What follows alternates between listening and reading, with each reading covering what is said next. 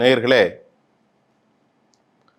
மத்திய கிழக்கில் இப்போ நம்ம பார்க்க போகிற பிரச்சனை என்னென்னா, மிக முக்கியமான பிரச்சனை. இன்றைக்கு செவ்வாய்க்கிழமை மாலை, அநேகமாக இரவுன்னு வைத்துக் கொள்ளுங்கள், மாலை என்றால் உங்களுக்கு புரியாது. போர் நிறுத்தம் 2 வாரம், அதாவது temporary ceasefire has been closed. முடிய போகுது, எப்படி வேணால் எடுத்துக்கிடுங்க. இன்னையோட முடிஞ்சிடுச்சு. அப்புறம் என்ன செய்யலாம்? தாக்கலாமா? அதான் பிரச்சனை. இப்போ அந்த பேச்சுவார்த்தை தொடங்குவதற்கு அமெரிக்கா பதட்டப்படுவதும், செரீனா ஹோட்டலில் ஒரு பையலும் இருக்கக்கூடாது, எல்லாரும் காலி செஞ்சு ஓடுங்கடா என்று அமெரிக்கா குறிப்பிடுவதும், அமெரிக்காவுடைய இதெல்லாம் கேட்டுட்டு எல்லாரும் இன்னைக்கு முழுமையாக 10,000க்கும் மேற்பட்ட இராணுவம், போலீஸ் இஸ்லாமாபாத்தில் காவல் காத்து கொண்டிருப்பதும், சற்று முன்னர் கிடைத்த தகவல் ஜேடி வான்ஸ் புறப்பட்டு விட்டார் அமெரிக்காவிலிருந்து பேச்சுவார்த்தைக்கு அப்படிங்கிற தகவலும் நமக்கு வந்து கொண்டிருக்கிறது. இப்போ ஈரான் என்ன சொல்லிட்டாங்கன்னா, இந்த பேச்சுவார்த்தைலாம் உருப்படாதுங்கிற மாதிரி அவங்க ஃபீல் பண்ணுற மாதிரி தெரியுது. காரணம், இந்த பேச்சுவார்த்தையில் எந்த விதமான ஒரு தீர்வும் ஏற்பட போவதில்லை. நம்ம ஏற்கனவே 10 பாயிண்ட்டை ஈரான் கொடுத்து அந்த 10 பாயிண்ட்டை அக்செப்ட் பண்ணிக்கிடுவாங்க அப்படின்னு சொல்லி தான் பாகிஸ்தான்காரங்க கூப்பிட்டு வந்தாங்க. உங்கள் 10 பாயிண்ட் ஏற்றுக்கொள்ளப்படுங்க, நீங்கள் வாங்க, ஆனாலும் பேச்சுவார்த்தை மூலம் தான் நம்ம அறிவிக்க முடியும். 10 பாயிண்டை நாங்கள் ஏற்றுக்கொண்டோம் அப்படின்லாம் சொல்லக்கூடாது. முதல்ல ஒரு 2 வாரம் நம்ம லீவ் விட்டுருங்க, அப்புறம் வில் கன்சிடர் தட்.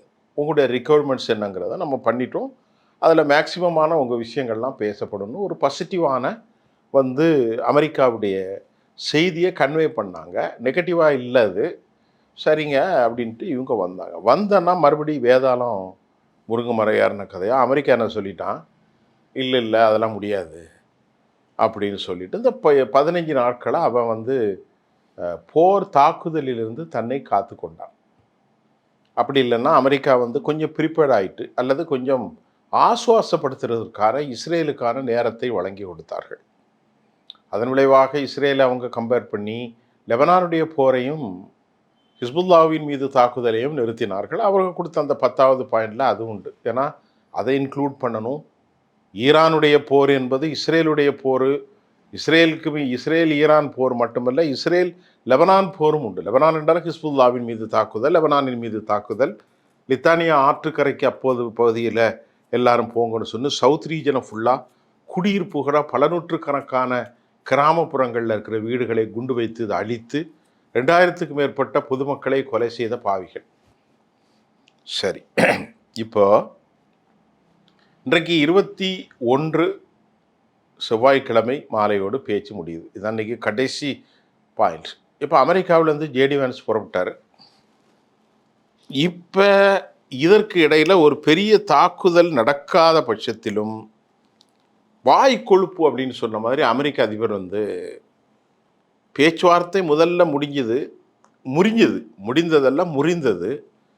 இப்போ 2வது ஒரு பாசிட்டிவாக அமெரிக்கா பேச்சுவார்த்தைக்கான கதவுகளை திறந்து பாகிஸ்தான் மூலம் அவங்க மூவ் பண்ணிக்கிட்டு இருக்கும்போது, இல்லை நாங்கள் புதன்கிழமையிலேருந்து உங்களை காலி பண்ணிடுவோம், உங்களை குண்டு வைத்து தாக்குவோம், உங்கள் நாட்டில் மின்சாரங்கள் இருக்காது, எரிசக்தி இருக்காது, தண்ணீர் இருக்காது, அது இருக்காதுன்னு ஒரு பைத்தியக்காரத்தனமான உளறலில் அமெரிக்க அதிபர் ஈடுபட்டிருக்கார்.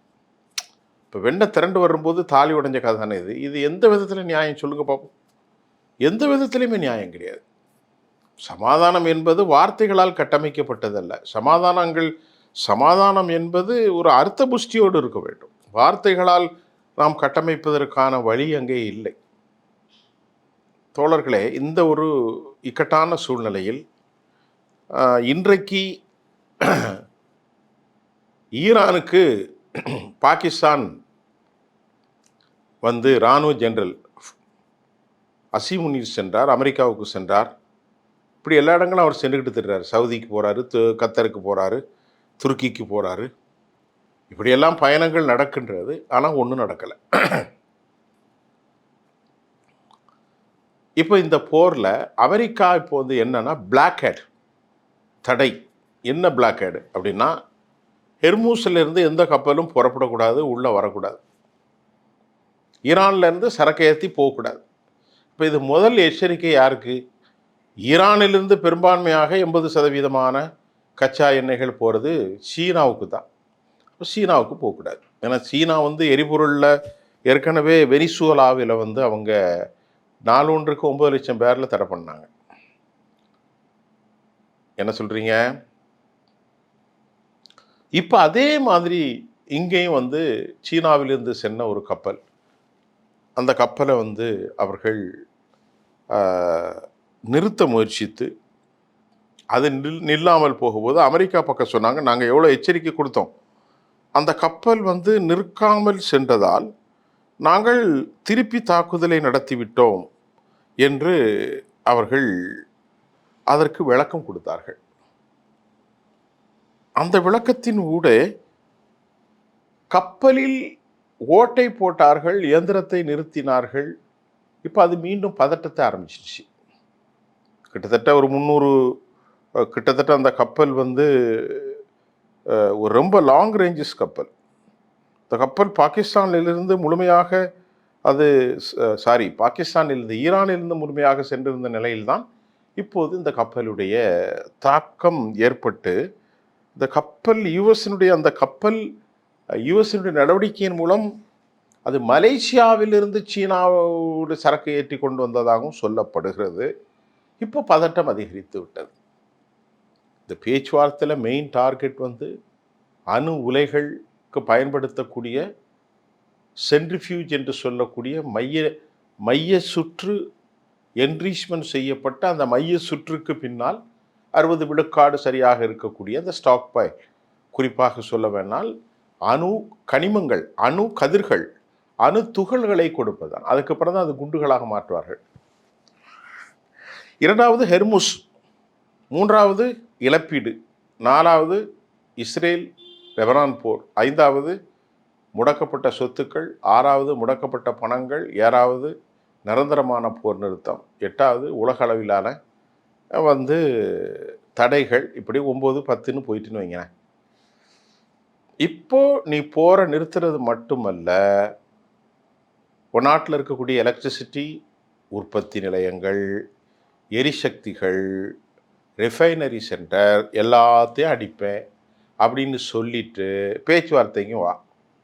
அவன் என்ன சொல்லிட்டான், இஸ்லாம் வந்து நாங்கள் வந்து பின்பற்றுபவர்கள், ரெஸ்பெக்ட் ஈச் அதர், ஒருவருக்கொருவர் கண்ணியம் கொடுக்க வேண்டும், உன்னை விட நாங்கள் குறைந்தவதிகள் அல்ல, உன்னை விட 400, 5000 ஆண்டுகளுக்கு முன்பு கலாச்சாரம், நீ வந்து கலாச்சாரத்தை அழிப்பேன், மக்களை அழிப்பேன், நாட்டை அழிப்பேன் என்று மிரட்டுவதற்கெல்லாம் நாங்கள் வர முடியாது ஐயா. உன்னால் முடிஞ்சதை நீ பாரு, என்னால் முடிஞ்சதை நான் பார். இப்போ பக்கர் கலிபாப் தனது statement has been made very clear.